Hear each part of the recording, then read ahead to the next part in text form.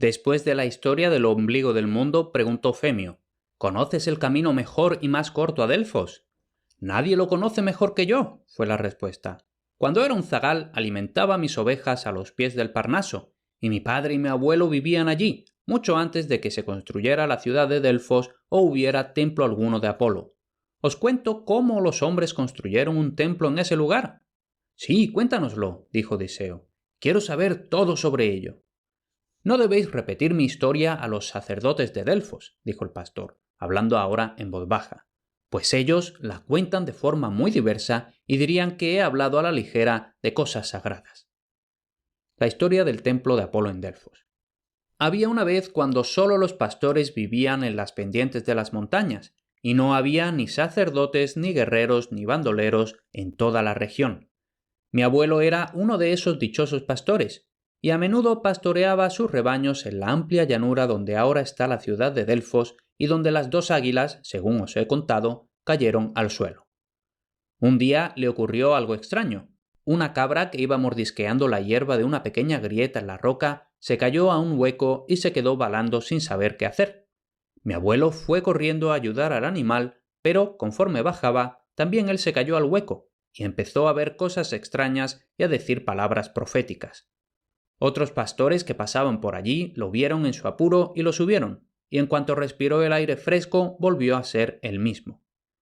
A menudo, después de esto, lo mismo les ocurrió a las cabras de mi abuelo, y cuando investigó el asunto vio que a veces salía un vapor de la fisura, y que era al respirarlo cuando las cabras e incluso él mismo perdían la conciencia. Entonces vinieron otros hombres y averiguaron que, al sentarse cerca de la fisura e inhalar el vapor, obtenían el poder de prever cosas y conseguían el don de la profecía. Y así colocaron un trípode sobre la fisura a modo de asiento y construyeron un templo, pequeño al principio, alrededor del trípode. Y enviaron a las más sabias doncellas de la región para que se sentaran e inhalaran el extraño vapor, para que pudieran decir lo que de otra forma estaba oculto al saber humano. Algunos dicen que el vapor es el aliento de una gran serpiente, Pitón, y por ello llaman Pitia a la sacerdotisa que se sienta en el trípode. Pero de eso ya no sé más. ¿Estás seguro, preguntó Femio, de que fue tu abuelo el que descubrió aquella fisura en la roca? No estoy seguro del todo, dijo el pastor, pero oí la historia cuando era un niño pequeño y sé que fue o mi abuelo o el abuelo de mi abuelo. En cualquier caso, ocurrió hace muchos años. Para entonces ya habían terminado de comer y se dispusieron a proseguir su camino. Dos de los remeros, que eran campesinos además de marineros, habían de ir con ellos para llevar el equipaje y los pequeños presentes que Laertes había enviado a los sacerdotes de Delfos. El pastor había de ser su guía y un segundo pastor había de hacerles compañía para ayudarlos en caso de necesidad. El sol estaba alto sobre sus cabezas cuando estaban ya listos para comenzar el largo y trabajoso camino. Al principio era plano y fácil, a través de praderas y con árboles que daban sombra, pero muy pronto el camino se volvió empinado y desnivelado y los olivos dieron lugar a los pinos y las praderas a terreno rocoso. La pequeña compañía se esforzaba por continuar, con los dos pastores guiándolos y animándolos con agradables melodías de flautas, mientras los dos marineros con el pesado equipaje iban detrás del todo. El día ya estaba bastante avanzado cuando alcanzaron la sagrada ciudad de Delfos, enclavada en el mismísimo seno del Parnaso. La imponente pared del monte se levantaba recta ante ellos y parecía alcanzar incluso las nubes. Los sacerdotes que vigilaban el templo los recibieron a las afueras de la ciudad con amabilidad, pues venían de parte del rey Laertes, a quien conocían, y rogaron a los caminantes que se quedaran un tiempo en Delfos, y desde luego Femio no habría pensado en continuar hasta orar al resplandeciente Apolo y ofrecer ricos presentes en su altar y preguntar a la Pitia sobre el desconocido futuro. Y así Odiseo y su tutor fueron los honrados invitados de los habitantes de Delfos y sintieron que sin duda se encontraban en el mismísimo centro del mundo. Sus anfitriones los trataron con tanta amabilidad que pasó todo un mes y aún seguían en Delfos. Y mientras hablaban con los sacerdotes del templo o escuchaban la música de las ninfas de las montañas o bebían de la sabia fuente Castalia, cada día les costaba más y más marcharse de aquel maravilloso lugar. Apolo, el señor del arco de plata. Una mañana, Odiseo estaba sentado a la sombra del Parnaso con uno de los sacerdotes de Apolo, y estaban hablando de muchas cosas maravillosas. Y el chico comenzó a pensar para sí mismo que había más sabiduría en las palabras de su compañero que en todas las aguas de la fuente Castalia. Podía ver, desde donde estaba sentado, el arroyo de la celebérrima fuente, que fluía de entre dos riscos y caía en cascada por las escarpadas pendientes. «Los hombres creen que obtienen sabiduría al beber de la fuente», le dijo al sacerdote, «pero yo creo que la obtienen de otra forma bien distinta. Beben de sus aguas cada día, pero mientras beben, oyen las maravillosas palabras que salen de vuestros labios, y así aprenden por escucharos a vosotros, no por beber de la fuente». El anciano sacerdote sonrió ante la astucia del muchacho.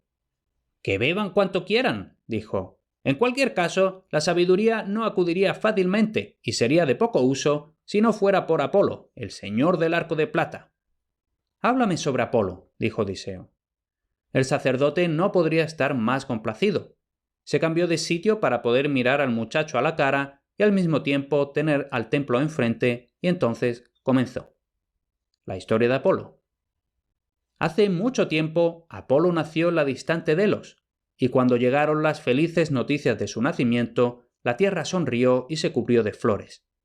Las ninfas de Delos cantaban canciones de alegría que se escuchaban por todos los confines de Grecia, y unas bandadas de cisnes blancos volaron 7 veces alrededor de la isla, cantando notas de alabanza al ser puro que había venido a vivir entre los hombres. Entonces Zeus miró desde el alto Olimpo y coronó al bebé con una tiara de oro, y le puso en las manos un arco de plata y una dulce lira como ningún hombre ha visto jamás. Y le dio unos cisnes blancos para conducirlos, y le ordenó que fuera a enseñar a los hombres las cosas que son buenas y correctas, y a iluminar lo oculto y oscuro. Y así Apolo se levantó, hermoso como el sol de la mañana, y viajó por muchas tierras, buscando un lugar que habitar. Se detuvo un tiempo a los pies del monte Olimpo, y tocó de forma tan dulce su lira que Zeus y toda la corte quedaron fascinados. Entonces fue a Pieria y a Iolcos, y vagó de aquí para allá a lo largo de las tierras de Tesalia. Pero en ningún lugar encontró un sitio en el que quisiera vivir. Entonces se subió a su carro y le ordenó a su tiro de cisnes que volaran con él al país de los hiperbóreos, más allá de las lejanas montañas del norte. Obedecieron de inmediato y a través de las puras regiones del aire lo transportaron, volando con sus alas hacia el norte. Lo llevaron por las llanuras del desierto, donde los pastores de Escitia habitan en casas de cestería montadas en carruajes, y a diario llevan a sus rebaños y ganado a pastos más frescos. Lo llevaron por la tierra desconocida donde la hueste de los sarimaspos, jinetes de un solo ojo, habitan junto a un río que fluye resplandeciente de oro, y al 7º día llegaron a los grandes montes ripeos, donde los grifos, con cuerpos de león y alas de águila, guardan los tesoros de oro del norte. En estas montañas el viento del norte tiene su morada, y desde sus profundas cuevas sale para enfriar con su soplo los vergeles y los hermosos campos de Grecia, llevando muerte y desastre en su curso. Pero hacia el norte las ráfagas de Bóreas no pueden soplar, pues las montañas que se levantan hasta el cielo hacen de muro contra él y lo repelen. Y es por esto que más allá de estas montañas las tormentas de invierno nunca llegan, sino que siempre es primavera todo el año. Allí las flores florecen y los cereales maduran, y las frutas caen dulces a la tierra y prensan el rojo vino a partir de las deliciosas uvas todos los días igual. Y los hiperbóreos que habitan en esta tierra favorecida no conocen ni el dolor ni la enfermedad, ni el fatigoso trabajo ni la corrosiva preocupación, sino que sus jóvenes son tan imperecederos como la primavera, y la vejez con sus arrugas y penas es totalmente extraña para ellos, pues el espíritu del mal, que lleva a todos los hombres a errar, nunca ha encontrado entrada entre ellos, y están libres de las viles pasiones y los pensamientos indignos. Y entre ellos no hay guerra ni obras malvadas, ni miedo de las furias vengadoras, pues sus corazones son puros y limpios, y nunca agobiados por el egoísmo. Cuando los cisnes de Apolo, el señor del arco de plata, lo hubieron llevado sobre los montes ripeos, se posaron en la tierra hiperbórea, y la gente dio la bienvenida a Apolo con gritos de alegría y canciones de triunfo, como si lo hubieran estado esperando largo tiempo. Y él hizo de aquel lugar su morada, y vivió con ellos un año completo, deleitándolos con su presencia y gobernándolos como su rey. pero cuando hubieron pasado 12 meses consideró que los sufridos hombres de Grecia tenían gran necesidad de su ayuda y cuidado. Por tanto, se despidió de los hiperbóreos y volvió a montar en su carro solar, y sus alados cisnes lo llevaron de vuelta a su tierra natal. Durante mucho tiempo, Apolo buscó un lugar donde construir un templo, a donde los hombres pudieran acudir para saber de él y para pedirle ayuda en horas de necesidad. Finalmente llegó a la llanura de la hermosa Tilfusa, junto a la costa del lago Copaide, y allí empezó a construir una casa, pues la tierra era agradable, bien provista de agua y rica en grano y fruta. Pero la ninfa Tilfusa no quería que Apolo viviera tan cerca de ella, no fuera que los hombres, al verlo a él, se olvidaran de honrarla a ella, y un día, cubierta de musgo y coronada con lirios, llegó y se plantó ante él a la luz del sol. «Apolo, señor del arco de plata», le dijo, «¿no has cometido un error al elegir este lugar para vivir?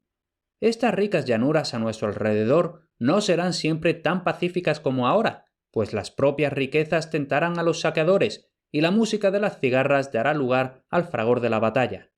Incluso en tiempos de paz sería difícil encontrar una hora de tranquilidad aquí, pues grandes rebaños bajan en multitudes cada día para beber en mi lago, y el ruidoso labrador, conduciendo su arado por el campo, perturba la mañana con sus rudos gritos, y los niños y los perros constantemente arman jaleo y hacen pesada la vida en este lugar». «Hermosa Tilfusa», dijo Apolo, «esperaba vivir aquí en tu feliz valle como tu vecino y amigo, pero ya que este lugar no es lo que parece ser, ¿a dónde he de ir y dónde construiré mi casa?» «Ve al Parnaso, al lugar donde las veloces águilas de Zeus se encontraron en el centro de la tierra», respondió la ninfa. «Allí puedes vivir en paz y los hombres acudirán de todas partes del mundo para honrarte». Y así Apolo fue bajando hacia Crisa, y aquí, en la montaña, puso los cimientos de su santuario.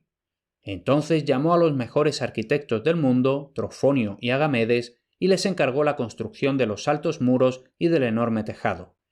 Y cuando hubieron terminado su trabajo, les dijo: «Ahora decidme qué recompensa deseáis más en el mundo por vuestra labor, y os la concederé». «Danos», dijeron los hermanos, «lo que es mejor para los hombres». «Muy bien», respondió Apolo. «Cuando se pueda ver la luna llena sobre las cimas de las montañas, tendréis vuestro deseo». Pero cuando la luna apareció llena en el cielo, los dos hermanos habían muerto. Y Apolo estaba contento con el lugar que había elegido por hogar, pues aquí había paz y tranquilidad, y era improbable que llegaran el ajetreo del trabajo y el fragor de la batalla. Aún así, quedaba una cosa por hacer antes de poder descansar. Vivía a los pies de la montaña una enorme serpiente llamada Pitón, que era el terror de toda la región. A menudo el monstruo salía de su guarida y atacaba a los rebaños y el ganado, y a veces incluso a sus pastores, y era conocida por llevarse a niños pequeños y mujeres indefensas a su madriguera, y allí los devoraba. Los hombres de Delfos fueron un día ante Apolo y le rogaron que expulsara o destruyera a su terrible enemigo. Así pues, tomando en la mano su arco de plata, salió al despuntar el alba para encontrarse con el monstruo en cuanto saliera reptando de su repugnante cueva. La vil criatura reculó cuando vio al dios radiante ante él, y habría querido ocultarse en los profundos desfiladeros de la montaña. Pero Apolo disparó una veloz flecha contra ella, gritando: «Tú, maldición del hombre, yace en la tierra y aliméntala con tu cuerpo muerto». Y la infalible flecha dio en el blanco y la gran bestia murió, revolcándose en su propia sangre. Y la gente, en su gozo, salió al encuentro del arquero cantando peanes de alabanza, y lo coronaron con flores silvestres y hojas de olivo, y lo saludaron como el rey Pitio, y los ruiseñores le cantaban en las arboledas, como las golondrinas y cigarras, en armonía con su lira. Pero aún no había sacerdotes en el templo de Apolo, y él se quedó pensando, largo tiempo dubitativo, sobre a quién debía elegir. Un día se puso en la cima más alta de la montaña, desde donde podía ver toda Grecia y los mares a su alrededor. Muy lejos hacia el sur observó una pequeña barca que navegaba desde Creta hacia la arenosa Pilos, y los hombres que iban a bordo eran mercaderes cretenses. «Esos hombres servirán en mi templo», gritó. Saltó hacia arriba y se alzó sobre el mar, y rápidamente descendió y se zambulló entre las olas. Allí se transformó en delfín y nadó raudo para alcanzar el navío. Mucho antes de que la nave llegara a Pilos, el imponente animal se puso al lado y golpeó la popa. La tripulación se quedó atónita de terror y permaneció sentada en sus puestos. Los remos estaban inmóviles, la vela colgaba flácida e inútil del mástil. Pero la nave seguía a toda velocidad por las olas, pues el delfín lo iba llevando con la fuerza de sus aletas. Pasando muchos cabos, pilos y muchas agradables bahías, en vano trató el piloto de desembarcar en Ciparisia y en Cilene. El barco no obedecía al timón. Bordearon el cabo de Araxo y llegaron a la larga costa de Crista, y allí el delfín dejó de guiar la nave y nadó juguetón a su alrededor, mientras el brioso viento del oeste llenaba la vela y llevaba a los pasajeros sanos y salvos al puerto.